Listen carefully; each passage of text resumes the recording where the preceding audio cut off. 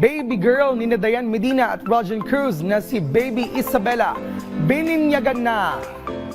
Proud parents si Rogen at Dayan sa bagong milestone ng kanilang baby girl na si Maria Isabela Elizabeth Elustre. Nito lamang December 21, ginanap ang binyag ng kanilang anak at kasabay nito, ipinagdiwang din nila ang 5th wedding anniversary nilang mag-asawa. Well, of course, I'm very happy. Siyempre, na-welcome na natin si Baby Isabela sa Christian world. Na-accept na niya ang ating Panginoon as His Christ and Savior. So, I'm very happy kasi gusto ko bata pa lang exposed na sila sa Christian world. Very star-studded ang nangyaring binyag na ginanap sa isang simbahan sa Fairview, Quezon City dahil present dito ang mga kaibigan at pamilya ng celebrity couple.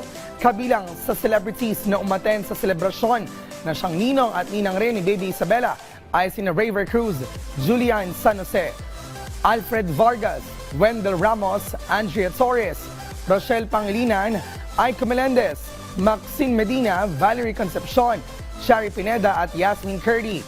Present rin na aktor na si Thao Reyes, Edgar Allen Guzman at Shaira Cruz.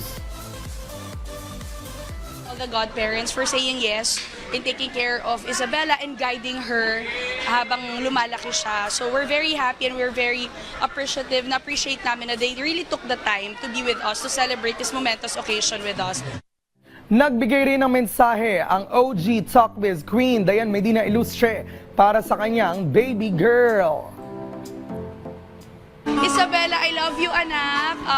Mommy's praying that you will grow up to be a good girl, and I hope that, of course, as you enter a new chapter in your life, which is you just accepted our Lord Jesus Christ as your Christ and Savior. Don't always know that mommy and daddy are always here for you no matter what. We are here to support you along the way, and mahal na mahal kita, anak. Matatandaang 2019 na magpakasal sina Rogen at Dayan at taong 2020 nang i-welcome ng couple ang kanilang unang anak na si Joaquin.